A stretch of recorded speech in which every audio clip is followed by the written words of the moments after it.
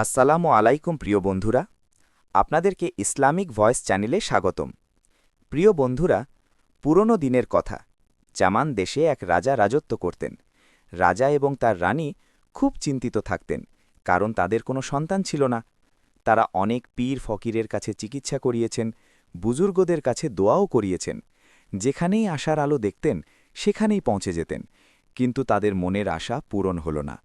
এই দুঃখে রাজা দিন দিন শুকিয়ে যাচ্ছিলেন। তার একটাই ইচ্ছা ছিল যে তিনি যেন দ্রুত সন্তান লাভ করেন। একদিন তিনি নিজের পালঙ্ক উঠিয়ে প্রাসাদের বাইরে উল্টো করে বিছিয়ে তার ওপর শুয়ে পড়লেন। লোক সেখান দিয়ে যাতায়াত করত আর অবাক হয়ে দেখত, কিন্তু কেউ রাজাকে কিছু জিজ্ঞেস করল না। এভাবে কিছুদিন কেটে গেলে ওখান দিয়ে আল্লাহর এক নেক বান্দা যাচ্ছিলেন। তিনি রাজাকে জিজ্ঞেস করলেন, তোমার কি দুঃখ যে এভাবে শুয়ে আছো? আমাকে বলো, হয়তো আমি তোমার কোনো সাহায্য করতে পারব।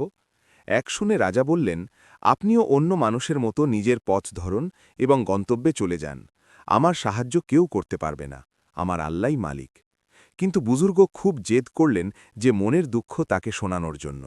শেষ পর্যন্ত বাধ্য হয়ে রাজা বললেন, আমি মনের অবস্থা তাকেই শোনাব যে আমার মনের ইচ্ছা পূরণ করবে।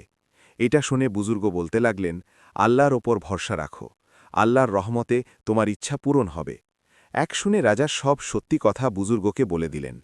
সব শুনে সেই বুজুর্গ চিন্তায় পড়ে গেলেন এবং কিছুক্ষণ পর বললেন, রাজা, এর জন্য আপনাকে অনেক বড় কোরবানি দিতে হবে। আমি বড় থেকে বড় কোরবানি দিতে প্রস্তুত আছি। তোমার সন্তান হবে, কিন্তু সে জন্ম হওয়ার আগেই তুমি মারা যাবে এবং তোমার মৃত্যুর পর তোমার ঘরে রাখা সব ধন সম্পদ, সোনা হীরা সব পাথরে পরিণত হবে। যদি এই শর্ত কবুল হয় তবে আমি তোমার জন্য দোয়া চাইব এবং আল্লাহ তাআলা তোমাকে একটি পুত্র সন্তান দেবেন। এটা শুনে রাজা বলতে লাগলেন, হে বুজুর্গ, আমার আপনার সব শর্ত মঞ্জুর। কারণ রাজা রানীর খালি কোল দেখতে পারছিলেন না। এটা শুনে বুজুর্গ আল্লাহ তাআলার দরবারে দোয়া চাইলেন এবং বললেন, আল্লাহ তাআলা, আমার দোয়া কবুল করো এবং একে এক পুত্র সন্তান দান করো। সেই বুজুর্গ দোয়া করার পর ওখান থেকে বিদায় নিলেন। কিছুদিন পর রানী গর্ভবতী হলেন। ছেলের জন্ম হতে এখনও 2 মাস বাকি ছিল যে রাজা অসুস্থ হয়ে এই পৃথিবী থেকে বিদায় নিলেন। তার সব ধন দৌলত, হীরা জহরত পুড়ে পাথর হয়ে গেল, আর রাজার রানীর একটি সুন্দর পুত্র সন্তান জন্ম নিল, যার নাম রাখা হল শাহজাদা ফয়েদ। এখন রানীর কাছে আর কিছুই বাকি থাকল না। তিনি নিঃস্ব হয়ে গিয়েছিলেন। তিনি নিজের এবং ছেলের পেট চালানোর জন্য কঠোর পরিশ্রম শুরু করলেন। শাহজাদা আজ ছোট থেকে কাল বড় হয়ে এক যুবক হয়ে গেল। শাহজাদা প্রতিদিন সকালে দড়ি এবং কুড়াল নিয়ে পাশের জঙ্গলে কাঠ কাটার জন্য যেত। সেগুলো বিক্রি করে মা ছেলে জীবন কাটাত। সেই জঙ্গলে অন্য ছেলেরাও কাঠ কাটতে আসত। একদিন সেই ছেলেরা নিজেদের মধ্যে পরামর্শ করল, এ তো এই দেশের শাহজাদা, এমন যেন না হয় যে আমাদের কাঠ কাটতে মানা করে দেয়। এমন কোনো বুদ্ধি করা যাক যাতে এখানে আসা বন্ধ করে দেয়। একদিন সব ছেলেরা শাহজাদাকে বলল, তোমার কাঠ কাটার কি দরকার? তোমার আব্বাজানের 7টি কামরা ধন দৌলত আর খাজানায় ভর্তি রয়েছে, আর তোমার আম্মাজান সেখান থেকে তোমাকে টাকা দিচ্ছে না এবং তোমার মতো শাহজাদাকে দিয়ে কাঠ কাটাচ্ছে। শাহজাদা এটা শুনে চুপ হয়ে গেল এবং বাড়ি ফিরে আসল। বাড়ি আসতেই শাহজাদা মায়ের কাছে খাজানার কামরার চাবি চাইল। এতে মা বলল, বেটা, ওই কামরাগুলোতে কোনো দৌলত নেই, আমাদের সব ধন দৌলত আর খাজানা পাথর হয়ে গিয়েছে। কিন্তু শাহজাদার বিশ্বাস হল না। সে চাবি নিয়ে ওই কামরাগুলোতে গেল এবং নিজের চোখে দেখল, সত্যি সব ধন দৌলত পাথর হয়ে গিয়েছে। এটা দেখে শাহজাদা খামোশ হয়ে গেল। পরদিন শাহজাদা আবার দড়ি আর কুড়াল নিয়ে কাঠ কাটার জন্য জঙ্গলে গেল। ছেলেরা তাকে আবার সেই খোঁটা দিল, যাতে শাহজাদা তাদের জানালো যে আমাদের সব সম্পদ পাথর হয়ে গিয়েছে, এখন আমাদের কাছে কিছুই নেই। এতে ছেলেরা শাহজাদাকে জানালো যে যদি তোমার সব সম্পদ পাথর হয়ে গিয়ে থাকে তাতে কি হয়েছে, তোমার আব্বাজানের অনেক দাসী ব্যবসায়ীদের রানীর কাছে রয়েছে। যদি তুমি তার হিসাব করো তবে তবুও তুমি অনেক টাকা পেয়ে যাবে। পরদিন শাহজাদা নিজের মায়ের কাছ থেকে দাসীদের হিসাব নিয়ে ব্যবসায়ীদের কাছে গেল, কিন্তু আল্লাহর কুদরত, যার সাথেই হিসাব করা হলো তারই টাকা উল্টো রাজার কাছে পাওনা ছিল এবং শাহজাদার হাতে কিছুই আসলো না। শাহজাদা সেখান থেকেও নিরাশ হয়ে ফিরে আসল। শাহজাদা আবার কুড়াল আর দড়ি নিল এবং জঙ্গলে কাঠ কাটতে চলে গেল। সেখানে ছেলেরা শাহজাদার কাছে আসল কথা জানতে চাইল। তখন শাহজাদা সব সত্যি কথা বর্ণনা করল। এটা শুনে তারা বলল, পাশের দেশে এক রাজা থাকেন যিনি তোমার বাবাকে কর দিতেন, তো তুমি তার কাছে গিয়ে কর চাও, যদি সেটা আদায় হয় তবে সেটাও লাখ টাকার হবে। পরদিন শাহজাদা রানীমায়ের কাছে বলল, আমি পাশের দেশের রাজার কাছ থেকে কর নিতে যাচ্ছি, যা আমার বাবাও তাদের থেকে নিতেন। আমাকে অনুমতি দিন, আমি সেখানে যাই এবং দ্রুত ফিরে আসব। কিন্তু রানীমা তাকে অনুমতি দিচ্ছিলেন না। তিনি নিজের ছেলেকে চোখের আড়াল করতে চাইতেন না। কিন্তু শাহজাদাও নিজের জেদে অটল ছিল। অবশেষে তার জেদের কাছে বাধ্য হয়ে রানীমা তাকে অনুমতি দিলেন আর তাকে রাস্তার জন্য 4টে রুটি বানিয়ে দিলেন এবং বললেন, বেটা, এই রাজার কাছে পৌঁছনোর জন্য 4টি গন্তব্য আসবে। 4 গন্তব্যের রাজার দেশ আসবে এবং প্রতিটি গন্তব্য 50 ক্রোশ দূরে, এবং প্রতিটি গন্তব্যে একটি করে রুটি খেও। এটা শুনে শাহজাদা রুটিগুলো বেঁধে নিজের সাথে রেখে নিল এবং মায়ের থেকে অনুমতি নিয়ে পায়ে হেঁটেই রওনা হলো। কারণ সে গরিব ছিল, তার কাছে কোনো ঘোড়া ছিল না, কোনো সাওয়ারি ছিল না। চলতে চলতে প্রথম গন্তব্যে পৌঁছাল তো এক গাছের নিচে শুয়ে দম নেওয়ার জন্য বসল। সে একটি রুটি বের করে খাওয়ারই উপক্রম করছিল যে হঠাৎ এক ফকির হাজির হল এবং বলতে লাগল, ছেলে, আমি ক্ষুধার্ত, আমাকে খাওয়ার জন্য রুটি দাও। শাহজাদা অর্ধেক রুটি তাকে দিয়ে দিল। সেই ফকির বলল, যদি রুটি দিতে হয় তবে পুরো দাও। সে অর্ধেক রুটি কবুল করল না। শাহজাদা সেই পুরো রুটি ফকিরকে দিয়ে দিল এবং সেখান থেকে চলতে লাগল। চলতে চলতে দ্বিতীয় গন্তব্যে পৌঁছাল এবং সেই একই ঢঙে দ্বিতীয় রুটি বের করে খেতে যাচ্ছিল যে হঠাৎ ওখানে এক ফকির এসে পৌঁছাল এবং সেও একটি রুটি নিয়ে চলে গেল। শাহজাদা ক্ষুধার্তই রলে গেল, তো সে আবার সেখান থেকে চলতে লাগল। চলতে চলতে তৃতীয় গন্তব্যে পৌঁছাল, তো সেখানেও ফকির আসল। শাহজাদা নিজেই একটি রুটি তাকে দিয়ে দিল। এখনও চতুর্থ এবং শেষ গন্তব্য বাকি ছিল। যখন চতুর্থ গন্তব্যে পৌঁছাল, তখন শাহজাদা চতুর্থ রুটিও এক ফকিরকে দিয়ে দিল এবং নিজে ক্ষুধার্ত অবস্থায় রাজার দেশে পৌঁছে গেল। শাহজাদা সেই দেশে কাউকে চিনত না। সেখান থেকে রাজার প্রাসাদের কথা জিজ্ঞেস করে প্রাসাদে পৌঁছে গেল। প্রাসাদে রাজার সভা বসেছিল। ওদিকে বসার কোনো জায়গা ছিল না। সে এই কারণে জুতো রাখার জায়গায় বসে পড়ল। যখন সভার কথা শেষ হল, লোক চলে যেতে লাগল, তখন ফিরে যাওয়া প্রতিটি লোকের জুতো শাহজাদা সোজা করে দিতে লাগল। যখন ভিড় কমে গেল, তখন হঠাৎ রাজার নজর শাহজাদার ওপর পড়ল এবং তিনি জিজ্ঞেস করলেন, হে ছেলে, তুমি কে, কোথা থেকে এসেছ? এতে ছেলেটি জানালো, আমি পাশের দেশের রাজার ছেলে। আমার আব্বাজানের ইন্তেকাল হয়ে গিয়েছে এবং আমি আপনার সাথে দেখা করার জন্য এসেছি। রাজা শাহজাদার উপর খুব মায়া হল এবং তিনি হুকুম দিলেন, শাহজাদাকে গোসল করানো হোক এবং শাহী পোশাক পরানো হোক এবং মেহমানখানায় কামরা দেওয়া হোক। শাহজাদা সেখানে 3 দিন থাকল। যখন তার ক্লান্তি মিটে গেল, তখন সে রাজার খেদমতে হাজির হল এবং করের দাবি করল। তো রাজা সব হিসেব করে তাকে 400 টাকা দিয়ে দিলেন এবং বলতে লাগলেন, তোনার এইটুকুই পাওনা হয়। শাহজাদা শুক্রিয়ার সাথে সেই 400 টাকা নিল এবং ফিরে আসল। প্রাসাদ থেকে বের হয়ে শাহজাদা চতুর্থ গন্তব্যে পৌঁছে গেল, যা এখন প্রথম গন্তব্য হয়ে গিয়েছিল। যখন শাহজাদা সেখানে দম নেওয়ার জন্য বসল, তখন দেখল এক সাপুড়ে সাপ নিয়ে দাঁড়ে দাঁড়ে ভিক্ষা করছে। যে কেউ তাকে দান করছিল না। সে লাঠি দিয়ে সাপটিকে মারতে শুরু করছিল, তো সাপ ব্যথায় এদিক ওদিক মাথা ঠুকছিল। সে সাপটিকে এজন্য মারছিল যাতে লোক তার উপর মায়া করে বেশি বেশি দান করে। শাহজাদার সাপের উপর খুব মায়া হল। সে সাপুড়েকে জিজ্ঞেস করল, তুমি কি এই সাপটি আমরা কাছে বিক্রি করবে? সাপুড়ে জবাব দিল, বিক্রি করব, কিন্তু এর দাম 50 টাকা নেব। শাহজাদা সেই মুহূর্তে পকেট থেকে 50 টাকা বের করে সাপুড়ের হাতে রাখল এবং সাপটি কিনে নিল। তারপর সে আগে রওনা হল। দ্বিতীয় গন্তব্যে পৌঁছে সে দেখল এক শিকারী টিয়া পাখিকে খাঁচায় বন্দি করে রেখেছে। তো শাহজাদা সেই টিয়া পাখিও 50 টাকায় শিকারীর থেকে কিনে নিল। এরপর সে 100 টাকায় একটি ভালো ঘোড়া কিনল এবং ঘোড়ায় চড়ে সে নিজের বাড়ি পৌঁছে গেল এবং বাকি বেঁচে যাওয়া টাকা নিজের মা রানী দিয়ে দিল। সাপ এবং টিয়া শাহজাদার অনুগত হয়ে গেল এবং তার সাথেই থাকতে লাগল। এক রাতে শাহজাদা ঘুমাচ্ছিল, তো সাপ তাকে জাগালো এবং বলল, শাহজাদা সাহেব, আমার সাথে খাজানার কামরার দিকে চলুন।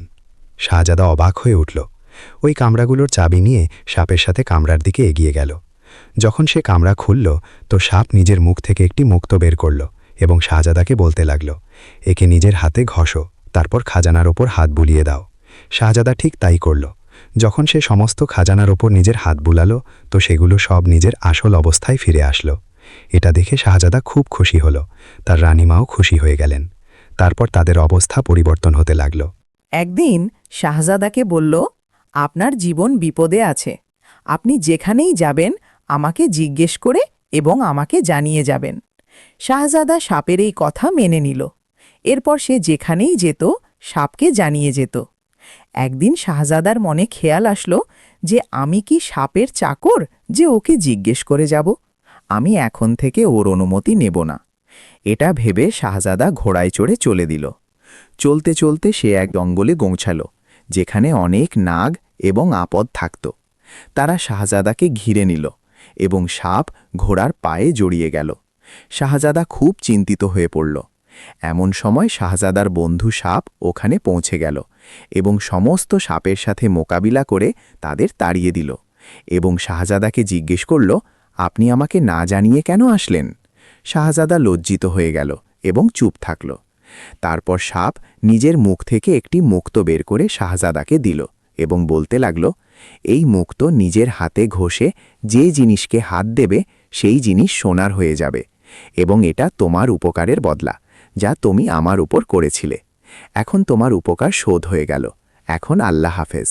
আর হ্যাঁ, যখন আমার দরকার হবে তখন আমাকে মনে করো, আমি হাজির হয়ে যাব। এই বলে সাপ একদিকে চলে গেল। তার যাবার পর শাহজাদা ঘোড়ায় চড়ে আগে চলতে লাগল। চলতে চলতে এক প্রাসাদের কাছে পৌঁছে গেল। এই সুন্দর প্রাসাদ দেখে শাহজাদা অবাক হয়ে গেল। শাহজাদা দেখল প্রাসাদের দরজায় এক তক্তিতে লেখা রয়েছে যে লোক এক রাতে এই প্রাসাদের পূর্ব দিকে সোনার তৈরি এমন একটি প্রাসাদ বানাবে, তবে এই প্রাসাদের শাহজাদি তাকে বিয়ে করবে। এটা পড়ে শাহজাদার কৌতূহল হল। সে ভাবল, চলো সাপের দেওয়া মুক্তকেও পরীক্ষা করি আর শাহজাদিকে বিয়ে করি। এটা ভেবে সে প্রাসাদের দিকে এগিয়ে গেল এবং প্রাসাদের দরজার কাছে রাখা নাকাড়া বাজিয়ে দিল। নাকাড়া বাজতেই প্রাসাদ থেকে এক পরিচারিকা বের হল, যাকে শাহজাদা দরজার বাইরে লাগানো তক্তির ব্যাপারে জিজ্ঞেস করল। যাতে পরিচারিকা বলল, এটা একদম ঠিক লেখা রয়েছে, আমাদের শাহজাদি তাকেই বিয়ে করবে যে এই প্রাসাদের সাথে একটি সোনার প্রাসাদ বানাবে। শাহজাদা বলতে লাগল, এই প্রাসাদ আমি বানাবো। শাহজাদার কথা শুনে পরিচারিকা তাকে অনেক বোঝালো এবং বলল, আপনি এই কাজ থেকে বিরত থাকুন। এখানে অনেক শাহজাদা এসেছে এবং ব্যর্থ হয়েছে। এই প্রাসাদে বন্দী হয়ে জেলে যাতা পেসছে এবং তুমিও চুপচাপ ফিরে যাও। কিন্তু শাহজাদা নিজের জেদে অটল রইল। সে সমস্ত শর্ত মেনে নিয়ে কাজে লেগে গেল। শাহজাদা সেই মুহূর্তে অনেক মজুর এবং মালামাল আনিয়ে কাজে লাগিয়ে দিল। সারা রাত তারা কাজে লেগে রইল। সূর্য ওঠার আগে সেখানে এক প্রাসাদ দাঁড়িয়েছিল। শাহজাদা সাপের দেওয়া মুক্ত নিজের হাতে ঘষে ইট এবং দেওয়ালের ওপর বুলালো, তো সেখানে সারা প্রাসাদ সোনার হয়ে গেল। এটা দেখে শাহজাদা খুব খুশি হল। সকাল হতেই এই প্রাসাদের ছায়া শাহজাদির প্রাসাদে পড়ল। তার চকমকানি প্রাসাদে দেখা যেতে লাগল। যাতে শাহজাদি নিজের পরিচারিকাকে জিজ্ঞেস করল, এই সূর্যের সোনালি চমক কোথা থেকে আসছে? এটা শুনে পরিচারিকা যেমনই জানলার দরজা খুলে দেখল, তো তার মুখ হাঁ হয়ে গেল এবং চোখ কপালে ওঠার অবস্থা হল। সে দেখল তাদের প্রাসাদের সাথে সোনা দিয়ে তৈরি প্রাসাদ তৈরি হয়ে দাঁড়িয়ে আছে। পরিচারিকা জোরে চিৎকার করল, শাহজাদি, এখন তোমার রক্ষা নেই, তুমি হেরে গিয়েছ। হে, তুমি কি বলছো? শাহজাদি অবাক হয়ে জিজ্ঞেস করল। পরিচারিকা শাহজাদিকে সব বিস্তারিত জানালো এবং বলতে লাগল, এক সম্পূর্ণ সোনার প্রাসাদ তৈরি হয়ে গিয়েছে। এখন তোমাকে ওয়াদা অনুযায়ী বিয়ে করতে হবে। এটা শুনে শাহজাদি এক লম্বা দীর্ঘশ্বাস নিল এবং বলল, সেই শাহজাদাকে প্রাসাদের ভেতরে ডাকো, আমি তার সাথে দেখা করতে চাই। তারপর শাহজাদাকে ভেতরে ডাকা হলো এবং শাহজাদিরও শাহজাদাকে পছন্দ হয়ে গেল। ওয়াদা অনুযায়ী শাহজাদি শাহজাদার সাথে বিয়ে করল এবং এক সপ্তাহ থেকে শাহজাদা শাহজাদি সহ নিজের দেশে ফিরে আসলো। শাহজাদা এবং শাহজাদি নিজের দেশে পৌঁছে গিয়েছিলেন, তো সেখানে শাহজাদা নিজের দেশে শাসন সামলাতে ব্যস্ত হয়ে গেল। তার কাছে সময় খুব কম থাকত, আর শাহজাদিও তাকে সময় না দেওয়ার অভিযোগ করতে শুরু করেছিল, যাতে শাহজাদা নিজের ব্যস্ততার অজুহাত পেশ করল। কিন্তু শাহজাদি মানল না। সে নিজের মেয়েলি জেদে অটল থাকল। শাহজাদি খুব চিন্তিত থাকতে লাগল। এভাবে অনেক দিন কেটে গেল। শেষ পর্যন্ত একদিন শাহজাদি বাধ্য হয়ে শাহজাদাকে বলল, আপনি এত কষ্ট করে আমাকে এখানে নিয়ে আসলেন, সেটা কোন কারণ যে আমার সাথে কথাই বলেন না? আর যদি আমি আপনাকে পছন্দ না হয়, তবে গিয়ে জোহরাপরির সাথে বিয়ে করে নিন। শাহজাদি এই কথাটুকু বলতেই শাহজাদা একদম রেগে গেল এবং বলতে লাগল, এখন বিয়ে করলে জোহরাপরির সাথেই করব, নয়তো বাড়ি আসব না, এবং যাওয়ার প্রস্তুতি নিতে লাগল। শাহজাদি এই কথা তো বলে ফেলেছিল, কিন্তু এখন সে পস্তাচ্ছিল এবং শাহজাদার মিনতি করছিল, কিন্তু শাহজাদা নিজের কথায় অটল রইল। কিছুদিন পর শাহজাদা তৈরি হয়ে ঘোড়ায় চড়ে জোহরাপরির খোঁজে বেরিয়ে পড়ল এবং যাওয়ার সময় আগে নিজের রানীমাকে বলে গেল যে উঠোনে লাগানো নিম গাছ যখন শুকিয়ে যাবে তখন বুঝে নেবেন যে আমি বিপদে আছি এবং আমার টিয়া পাখিকে খাঁচা থেকে বের করে দেবেন। ও নিজেই আমার কাছে এসে আমার সাহায্য করবে। এই বলে শাহজাদা অনুমতি নিয়ে চলতে লাগল।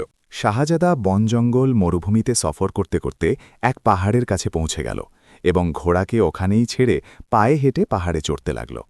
এখনও একটু ওপরেই উঠেছে তাকে 4 জন লোক দেখা গেল, যারা নিজের সামনে কাপড় বিছিয়ে একটি ডেকছি, লাঠি, দড়ি এবং উড়ন্ত খাটুলি নিজের সামনে রেখে ঝগড়া করছিল। শাহজাদা তাদের লড়াইয়ের কারণ জিজ্ঞেস করল, যাতে এক লোক বলল, আমাদের ঝগড়ায় এই কাপড়ের ওপর, যাতে এই গুণ আছে, যদি এতে জল ঢেলে কোনো মৃত মানুষকে খাওয়ানো হয় তবে সে জীবিত হয়ে যায়। এতে শাহজাদা জিজ্ঞেস করল, বাকি 3 জিনিসে কোনো বিশেষ কথা আছে? যাতে তারা বলতে লাগল, ডেকচিতে এই বিশেষ কথা আছে যে কোনো সময় এই ডেকচি থেকে মনের মতো খাবার চাওয়া হয় তবে পাওয়া যায়, আর কোনো শত্রুকে মার দিতে হয় বা পিটুনি দিতে হয় তবে এই লাঠি এবং দড়িকে বলা হয় যে এদের ধরো, তো তবে এই লাঠি এবং দড়ি ততক্ষণ ছাড়বে না যতক্ষণ তাদের মালিক থামার হুকুম না দেয়। আর এই খাটুলিতে এই বৈশিষ্ট্য আছে, যদি একে বলা হয় এই দিকে চলো চলো তবে এটি উড়ে সেখানে চলে যাবে। আমাদের মধ্যে প্রত্যেকে বলছে যে এই কাপড় আমি যেন পাই, তুমিই আমাদের বিচারক হও, তো তুমি যে ফয়সালা করবে আমাদের মঞ্জুর হবে। এটা শুনে শাহজাদা বলতে লাগল, আমি তীর ছুটছি, যে তীর সবার আগে নিয়ে আসবে এই কাপড় সেই পাবে। এই বলে শাহজাদা জোরে তীর চালালো এবং 4 জন লোক এই তীরের পেছনে দৌড়ে গেল। তাদের দৌড়ানোর সাথে সাথেই শাহজাদা 4টি জিনিস উঠিয়ে উড়ন্ত খাটুলিতে রাখল। তার ওপর বসে উড়ন্ত খাটুলিকে হুকুম দিল, যে দেশে জোহরা পড়ি থাকে সেখানে চলো। শাহজাদার হুকুম পেয়ে উড়ন্ত খাটুলি উঠতে লাগল। সেই 4 জন লোক যা দেখল তো নিজের মাথা চাপড়াতে থাকল। শাহজাদার উড়ন্ত খাটুলি জঙ্গলের ওপর দিয়ে যাচ্ছিল যে হঠাৎ বৃষ্টি শুরু হলো এবং শাহজাদাকে নিচে নামতে হলো। শাহজাদা এক গাছের নিচে বসে গেল এবং বিশ্রাম করতে লাগল। শাহজাদা ক্লান্ত ছিল এবং তার চোখ লেগে গেল। যখন সে ঘুম থেকে জাগল তো সে নিজের সমস্ত জিনিস গায়েব দেখে চিন্তিত হয়ে পড়ল। চারদিকে জঙ্গল ছিল। শাহজাদা খুব চিন্তিত ছিল। শাহজাদার নিজের সাপের কথা মনে পড়ে গেল। শাহজাদা সেই মুহূর্তেই সাপকে ডাক দিল। কিছুক্ষণ পর সাপ হাজির হল এবং ডাকার কারণ জিজ্ঞেস করল। শাহজাদা সাপকে সারা কাহিনী শুনিয়ে দিল। যাতে সাপ নিজের মুখ বিস্তার করে নিজের মুখ থেকে নাগমণি বের করে শাহজাদার হাতে দিয়ে দিল এবং বলতে লাগল, এই নাগমণি ডান হাতে ঘষে কোনো মানুষকে হাত দেবে এবং তাকে যে জন্তু হতে বলবে সেই মানুষ সেই জন্তু হয়ে যাবে, আর বাম হাতে নাগমণি ঘষে এই হাত লাগাবে তবে নিজের আসল রূপে ফিরে আসবে। এরপর সাপ অনুমতি নিয়ে ফিরে গেল। শাহজাদা সেই মুক্ত নিজের ডান হাতে ঘষে নিজের শরীরে মাখল এবং বলতে লাগল, আমি বানর হয়ে যাই। তো কিছু মুহূর্ত পরই সে বানর হয়ে গিয়েছিল। তারপর সে গাছ থেকে লাফাতে লাফাতে জঙ্গল থেকে বের হয়ে গেল এবং জোহরাপড়ি শহরে পৌঁছে গেল এবং বাম হাতে নাগমণি ঘষে নিজের আসল রূপে ফিরে আসল। শহরে এক বৃদ্ধা মহিলার ঘর দেখে সে তার ঘরে ঢুকে গেল। খালা খালা বলে বৃদ্ধা মহিলাকে জড়িয়ে ধরল। বুড়ি আম্মা অবাক হয়ে জিজ্ঞেস করল, তুমি কোন দিক দিয়ে আমার ভাগ্নে হলে? শাহজাদা বলতে লাগল, আমার আম্মা তোমার বোন পাতানো ছিল। তারপর শাহজাদা মুঠো ভরে মোহর বুড়িমাকে দিল, তো সে রাজি হয়ে গেল এবং নিজের ঘরে থাকার অনুমতি দিয়ে দিল। শাহজাদা প্রতিদিন ডেকচি থেকে সেরা খাবার বের করে নিজেও খেত এবং বুড়িমাকেও খাওয়াত। একদিন রাত হতেই শাহজাদা উড়ন্ত খাটুলিতে বসে জোহরাপড়ির প্রাসাদে পৌঁছে গেল। ছাদ থেকে নেমে সে জোহরাপড়ির কামরায় দাখিল হল, তো দেখল কামরা খালি ছিল। এই কামরায় সুন্দর পালঙ্ক বিছানো ছিল এবং দামি রেশমি পর্দা ঝুলছিল এবং রং বেরঙের ঝাড়বাতি জ্বলছিল। শাহজাদা আশেপাশে দেখল এবং নিজের পকেট থেকে রুমাল বের করে জোহরাপড়ির পালঙ্কে রাখল এবং খামোশ হয়ে ফিরে আসল। পরের দিন আবার শাহজাদা জোহরাপড়ির কামরায় পৌঁছাল এবং সবার নজর বাঁচিয়ে জোহরাপড়ির পালঙ্কে একটি গোলাপ ফুল রেখে খামোশ হয়ে নিজের বাড়ি চলে আসল। শাহজাদা রোজ পরীর প্রাসাদে যেত এবং সেখানে পরীর পালঙ্কে কোনো না কোনো নিশানি রেখে ফিরে আসত। জোহরাপড়ি রোজ নতুন নতুন জিনিস দেখে অবাক হতো।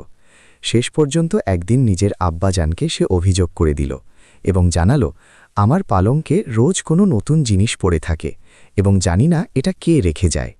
রাজা 2-4 জন পরিচারিকাকে পাহারায় রেখে দিলেন এবং তাদের হুকুম দিলেন, যখন কোনো চোর আসে তাকে তোমরা ধরতে হবে, নয়তো সেই সুগন্ধ তার পোশাকে লাগিয়ে দেবে।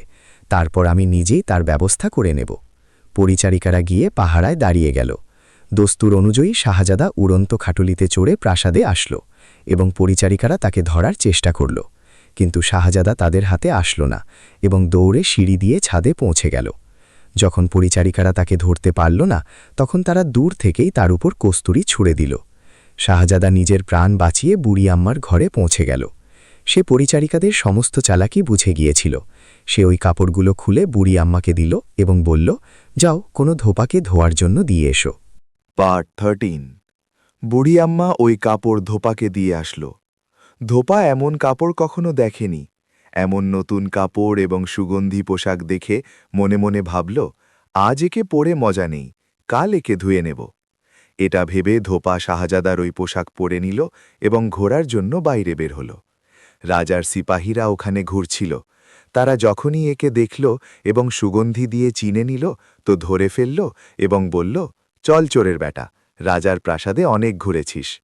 ধোপা বেচারা অনেক অনুনয় বিনয় করল, চিৎকার করল, কিন্তু কেউ তার কথা শুনল না এবং ধরে রাজার সামনে এনে দাঁড় করিয়ে দিল। রাজা বলতে লাগলেন, সত্যি বল, এই কাপড় তোমার? ধোপা বলতে লাগল, মহারাজ, এই কাপড় আমার নয়, তবে আমাকে অমুক দুড়ি মা ধোয়ার জন্য দিয়েছে। তার কাছে কোনো চোল হবে, বাকি আমি কিছু জানি না। রাজা সেই মুহূর্তেই ওই বুড়ি আম্মাকে ডাকলেন এবং জিজ্ঞেস করলেন, সত্যি বল, এই কাপড় তোমার কাছে কোথা থেকে আসলো? যাতে বুড়ি আম্মা বলতে লাগল, মহারাজ, আমার কাছে এক মেহমান থেকেছে, সেই আমাকে এই কাপড় ধোয়ার জন্য দিয়েছিল। রাজা সেই মুহূর্তেই বুড়ি আম্মার সাথে নিজের সিপাহী পাঠিয়ে দিলেন, যারা গিয়ে শাহজাদাকে ধরে বেঁধে ফেলল। আর শাহজাদা যাওয়ার সময় বুড়ি আম্মাকে বলল, আমার এই 4 জিনিসের খেয়াল রাখবেন, আর যখন মহারাজ আমাকে ফাঁসিতে ঝোলাবেন তখন আপনি মজুরদের সাহায্যে আমার লাশ উঠিয়ে এখানে নিয়ে আসবেন, আর কাপড়ের উপর জল ঢেলে আমাকে খাওয়াবেন, আমি জীবিত হয়ে যাব। তারপর শাহজাদাকে রাজার কাছে আনা হলো। শাহজাদা নিজের অপরাধ কবুল করে নিল, যাতে তাকে মৃত্যুদণ্ডের হুকুম দেওয়া হলো এবং ফাঁসিতে ঝুলিয়ে দেওয়া হলো এবং লাশ বুড়ি আম্মার হাতে তুলে দেওয়া হলো, যিনি আগেই মজুরদের তৈরি করে রেখেছিলেন, যা শাহজাদার লাশ উঠিয়ে নিয়ে আসলো এবং বুড়ি আম্মা কাপড়ে জল ঢেলে শাহজাদার মুখে দিলেন, তো শাহজাদা জীবিত হয়ে বসে পড়ল। শাহজাদা বুড়ি আম্মার কাছে লুকিয়ে থাকতে লাগল। একদিন শাহজাদা বুড়ি আম্মাকে বাঁদর বানিয়ে এবং নিজে ফকির সেজে বুড়ি আম্মাকে শহরে নাচাতে বেরিয়ে পড়ল। বুড়ি আম্মা বাঁদরের রূপে এমন নাচ দেখাত যে লোকের দাঁত কপালে উঠে যেত এবং বলতো, এমন নাচ তো আমরা কখনো দেখিনি। সে সারাদিন লোককে তামাশা দেখিয়ে সন্ধ্যায় বাড়ি ফিরে আসত এবং বুড়ি আম্মাকে আবার নিজের রূপে নিয়ে আসত। এই তামাশায় যে টাকা পাওয়া যেত তা সব বুড়ি আম্মাকে দিয়ে দিত। এই কারণে বুড়ি আম্মাও খুশি ছিল। শেষ পর্যন্ত তার বাঁদরের নাচের প্রশংসা পুরো দেশে ছড়িয়ে পড়ল। জোহরাপুরীর কানেও বাঁদরের নাচের প্রশংসা পৌঁছাল, তো জোহরাপুরী নিজের আব্বাজানকে বলল, আমাকে বাঁদরের নাচ দেখান। রাজা ফকিরকে ডেকে বললেন, আমার মেয়েকে বাঁদরের নাচ দেখাও। জোহরাপুরীর সাথে শুধু এক পরিচারিকাকে বসালেন এবং ফকিরকে প্রাসাদের ভেতর নাচ দেখানোর হুকুম দিলেন। শাহজাদা যে ফকিরের রূপে ছিল, বাঁদরকে প্রাসাদের ভেতর নিয়ে আসল এবং জোহরাপরী আর পরিচারিকাকে একা দেখে নাগমণি হাতে ঘষে দুজনকে বাঁদর বানিয়ে এক কামরায় বন্ধ করে নিজে বাইরে বেরিয়ে গেল। তারপর শাহজাদা আর কখনো বাঁদর নাচায়নি এবং অনেক দিন নিজের বাড়িতে বসে রইল। যখন রাজা এই কথা জানতে পারলেন যে আমার মেয়ে এবং তার পরিচারিকা বাঁদর হয়ে গিয়েছে, তখন ফকিরকে অনেক খুঁজলেন, কিন্তু ফকিরকে পাওয়া গেল না। কিছুদিন পর আবার শাহজাদা হাকিমের বেশ বদলে শহরে ঘুরে বেড়াতে লাগল এবং ঘোষণা করল, পাগল হোক বা কোনো অসুস্থ হোক, তবে তার চিকিৎসা করান। এই কথা চলতে চলতে রাজার কানে পৌঁছাল, তো তিনি হাকিমকে ডাকলেন এবং জিজ্ঞেস করলেন, তুমি পাগল এবং অসুস্থদের চিকিৎসা করবে? যে অসুস্থ বা পাগল হোক বা কোনো অসুখী হোক, আমি সবাইকে ঠিক করে দেব। শাহজাদা শান্তভাবে জবাব দিল। রাজা শাহজাদাকে নিয়ে জোহরাপুরীর প্রাসাদে রেখে আসলেন, যেখানে শাহজাদা চিকিৎসা করতে শুরু করে দিল। শাহজাদা নির্জনে জোহরাপুরীর নাগমণি দিয়ে মানুষ বানিয়ে তার সাথে মিষ্টি মিষ্টি কথা বলত, আর পরে হাত ঘুরিয়ে একে বাদর বানিয়ে চলে যেত। এভাবেই প্রতিদিন চিকিৎসার ওছিলায় আসত এবং দেখা করে ফিরে যেত। শেষ পর্যন্ত 1 মাস কেটে গেল। এই সময়ে পরীর শাহজাদার সাথে ভালোবাসা হয়ে গেল। 1 মাস পর শাহজাদা রাজাকে বলল, জোহরাপুরী এখন একদম সুস্থ আছে, আপনি একে গিয়ে দেখুন। রাজা গিয়ে দেখলেন তো পরী নিজের আসল রূপে বসেছিল। এরপর তার পরিচারিকাকেও মানুষের রূপে পরিবর্তন করল এবং রাজার কাছে পরীর বিয়ে চাইল। রাজা ও আদা অনুযায়ী জোহরাপুরীর বিয়ে শাহজাদার সাথে করে দিলেন, কারণ শাহজাদা শুরুতে শর্ত লিখে দিয়েছিল যে যদি আমি পরীকে ঠিক করে দিই তবে তার বিয়ে আমার সাথে দেবেন, আর রাজা বদনামের ভয়ে সেই শর্ত কবুল করে নিয়েছিলেন। কিছুদিন পর শাহজাদা নিজের মায়ের কথা মনে পড়ল। সে নিজের দেশে যাওয়ার ইরাদা করল এবং রাজার থেকে অনুমতি নিয়ে নিজের দেশের দিকে রওনা হল। চলতে চলতে এক নদীর তীরে কিছু সময়ের জন্য থামল। জোহরা পরী এই নদীতে স্নান করার ইচ্ছা প্রকাশ করল। শাহজাদা চারদিকে কাপড় টাঙাল এবং তারপর তাকে স্নান করার জন্য বলে দিল। জোহরা পরীর সোনার চুল ছিল, এর থেকে একটি চুল নদীতে পড়ে গেল। সেই চুল এক মাছ খেয়ে নিল এবং সেই মাছ এক জেলের জালে ফেসে গেল এবং জেলে সেই মাছ এনে শহরে বিক্রি করে দিল। সেই শহরের শাহজাদা পারভেজ নিজের চাকরদের সাথে এই বাজারে এসেছিল এবং শাহজাদার মাছটি খুব সুন্দর লাগল। এই কারণে জেলের থেকে সেই মাছ চড়া দামে কিনে নিল। তাকে কাটার হুকুম দিল। যখন মাছটিকে কাটা হলো তো তাতে সেই সোনার চুল দেখা গেল। জেলে সেই চুল অনেক লুকানোর চেষ্টা করল, কিন্তু শাহজাদা চুলটি দেখে নিল। চুল নিয়ে সরাসরি নিজের বাবার কাছে আসলো এবং বলতে লাগল, এই সোনার চুলের অধিকারিণী মহিলার সাথে আমার বিয়ে করিয়ে দিন, নয়তো আমি নিজেকে মেরে ফেলব। রাজা নিজের ছেলেকে অনেক বোঝালেন, কিন্তু সে জেদে অটল রইল। অবশেষে রাজা বাধ্য হয়ে শহরের ঝানো মহিলাদের ডাকলেন এবং তাদের মধ্য থেকে এক চতুর মহিলাকে সোনার চুলের মহিলাকে খোঁজার কাজে নিযুক্ত করে দিলেন। সেই মহিলা, যার নাম ততি ছিল, রাজার থেকে অনুমতি নিয়ে রক্ষীদের সাথে এক বড় নৌকায় পূর্ব দিকে রওনা হল। নদীর উল্টো স্রোতের দিকে চলতে চলতে ততি শাহজাদার বাড়ির কাছে পৌঁছে গেল। শাহজাদা এই শহরের নদী থেকে একটু দূরে একটি বাড়ি কিনে নিয়েছিল, যেখানে শাহজাদি এবং জোহরাপরি থাকছিল। ততি নৌকাকে ওখানেই ছাড়ল এবং নিজের পায়ে হেঁটে শাহজাদার বাড়ির দিকে আসলো এবং দেখল একদম সোনার চুলের এক সুন্দরী পরী বসে আছে। শাহজাদা সেই সময় ঘোরার জন্য বাইরে গিয়েছিল, এই কারণে জোহরাপরি একা বসেছিল। ততি এসেই জোহরাপরিকে বলল, বেটি, আমি তোমার আপন খালা। তুমি হয়তো আমাকে চিনতে পারছ না। সেই দিনগুলোতে তুমি খুব ছোট ছিলে এবং তোমার সাথে দেখা হওয়া অনেক বছর হয়ে গিয়েছে। কথা বলতে বলতে চালাকিতে এসে সমস্ত ঠিকানা, তার বাবা মা এবং অন্যান্য আত্মীয়দের পর্যন্ত নাম জিজ্ঞেস করে নিল। জোহরাপরিও একা থাকতে থাকতে অতিষ্ঠ হয়ে গিয়েছিল, এই কারণে সেও মিথ্যা কবুল করে নিল এবং বলল, সত্যিই তুমি আমার খালা। শাহজাদা যখন ঘুরে ফিরে আসলো তো এক মহিলাকে দেখে পরীকে জিজ্ঞেস করল, এ কে? এ আমার খালা। শাহজাদি পরীকে বোঝালো, দেখো যেন এ কোনো প্রতারক মহিলা না হয়, সুযোগ বুঝে তোমাকে বা আমাকে কোনো ক্ষতি পৌঁছে দিতে পারে, এই কারণে তুমি একে নিজের কাছে রেখো না। এটা শুনে পরী বলতে লাগল, এ আমার খালা এবং আমার আত্মীয়দের নামের সাথেও পরিচিত, এ আমার একাকিত্ব দূর করতে আসে। শাহজাদা বাধ্য হয়ে খামোশি ইখতিয়ার করল এবং পরী এই ততির সাথে থাকতে লাগল। কিছুদিন কেটে গেল, কিন্তু ততি কোনো এমন কথা বলেনি যাতে শাহজাদির কোনো সন্দেহ হতো এবং শাহজাদা সবসময় সকালে ঘুরতে বেরিয়ে যেত। একদিন এই ততি পরীকে বলল, বেটি, আমরাও ঘরে বসে বসে উদাস হয়ে গিয়েছি, চলো তো নদীর তীরে ঘুরে আসি। পরী সেই কথা কবুল করে নিল। ততির সাথে সে নদীতে ঘোরার জন্য চলে গেল। যখন সে নদীর তীরে পৌঁছল তো ততি বলতে লাগল, ওই দেখো, গাছের ঝোপ কত সুন্দর, চলো ওই দিকে যাই এবং সেটা দেখি। এমন করতে করতে সে তাকে নৌকার কাছে নিয়ে গেল। এই নৌকা তো কোনো নতুন ধরনের মনে হচ্ছে, চলো তো এর ওপর উঠে দেখি। ততি পরীকে বলল। পরী এই নৌকায় উঠতে অস্বীকার করল, কিন্তু ততি মিষ্টি মিষ্টি কথা বলে পরীকে নৌকায় তুলতে সক্ষম হল। যখন পরী নৌকায় সাওয়ার হল তো ততি জোরে চিৎকার করল এবং নৌকায় লুকিয়ে থাকা রক্ষীরা বাইরে বেরিয়ে আসল। তারা পরীকে ধরে দড়ি দিয়ে বেঁধে ফেলল। পরী বুঝে গেল যে সে শত্রুদের মাঝে ফেঁসে গিয়েছে। সে অনেক চিৎকার করল, কিন্তু সব বৃথা। সে নিরুপায় হয়ে গেল। রক্ষীরা নৌকাকে দ্রুত চালাতে শুরু করল এবং শাহজাদা পারভেজের দেশের দিকে রওনা হল। রক্ষীরা পরীকে নিয়ে শাহজাদা পারভেজের দেশে পৌঁছে গেল এবং রাজার সামনে পেশ করল। রাজা পরীকে বললেন, হে মেয়ে, আমার ছেলের সাথে বিয়ে করে নাও, তোমার এই প্রাসাদে কোনো রকমের কষ্ট হবে না। যাতে পরী বলতে লাগল, যে মহিলার স্বামী মারা যায় তবে তাকেও 4 মাস ইদ্যত পালন করতে হয়, কিন্তু আমার তো স্বামী জীবিত, এই কারণে 1 বছর সবুর করো এবং 1 বছর পার হওয়ার পর শাহজাদার সাথে বিয়ে করে নেব। এটা শুনে রাজা খামোশ হয়ে গেলেন। ওদিকে শাহজাদা যখন ফিরে আসলো তো দেখল সেখানে তো কিছুই নেই। ঘরকে খালি দেখে সে দুঃখে ভেঙে পড়ে মাটিতে পড়ে গেল এবং অজ্ঞান হয়ে গেল। ওদিকে তার বাড়িতে নিম গাছ হঠাৎ শুকিয়ে গেল। নিম গাছ শুকোতেই শাহজাদি এবং রানীমা বুঝে গেলেন যে শাহজাদা কোনো বিপদে ভেসে গিয়েছে। রানীমা টিয়া পাখির খাঁচার দিকে ছুটলেন এবং খাঁচার দরজা খুলতে খুলতে বললেন, হে টিয়া, দ্রুত যাও, আমার ছেলে কোনো বিপদে আছে। এক শুনতেই টিয়া দ্রুত উড়ে গেল। শাহজাদা জোহরা পরীকে সব সত্যি কথা, সাপ এবং টিয়া পাখির কথা, কাপড় এবং লাঠির কথাও পরীকে বলে দিয়েছিল, এবং এই সব কথা পরীর জানা ছিল। এই কারণে পরীর মনে শান্তি ছিল যে আমার খোঁজে টিয়া অবশ্যই আসবে।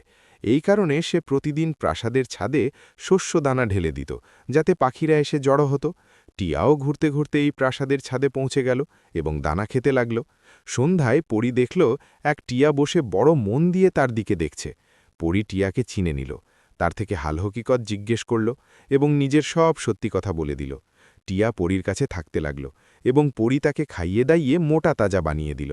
তারপর এক চিঠি লিখে তার গলায় বেঁধে এবং বুঝিয়ে নিজের বাবার কাছে পাঠালো যে তিনি এই টিয়াকে সেই কাপড় দিয়ে দেন যা শাহজাদার ছিল।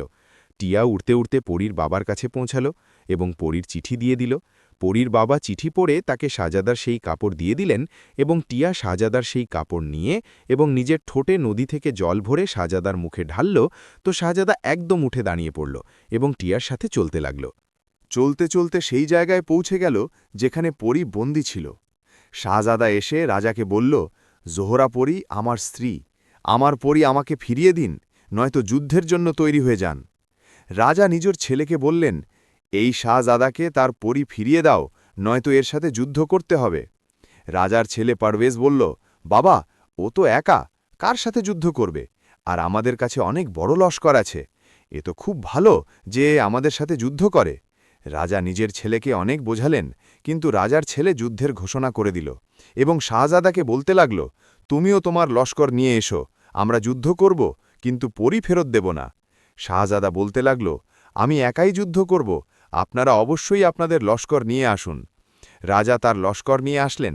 শাহজাদা দড়িকে হুকুম দিল, তো দড়ি সমস্ত লস্করকে বেঁধে ফেলল এবং এমনভাবে বাঁধল যেন ঘাস বাঁধা হয়, আর লাঠিকে হুকুম দিল যে শুরু হয়ে যা।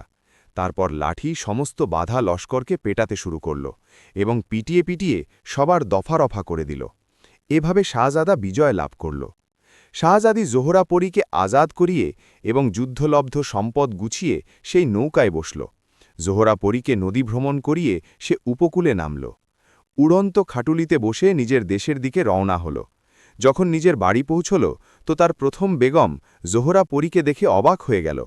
শাহজাদা শাহজাদিকে বলল, এই সেই জোহরা পরী যাকে আমি নিয়ে এসেছি। এটা শুনে শাহজাদি লজ্জিত হল এবং নিজের রাগ মিটিয়ে দিল এবং খুশি হয়ে জোহরা পরীকে জড়িয়ে ধরল এবং বলল, আজ থেকে তুমি আমার বোন। আর জোহরা পরীও শাহজাদির সাথে মিলে খুব খুশি হল এবং তারপর তারা মিলেমিশে থাকতে লাগল। প্রিয় বন্ধুরা, গল্পটি ভালো লাগলে লাইক করুন, চ্যানেলটিকে সাবস্ক্রাইব করুন এবং আরও এই ধরনের কিস্সা কাহিনী দেখা ও শোনার জন্য দেখতে থাকুন ইসলামিক ভয়েস।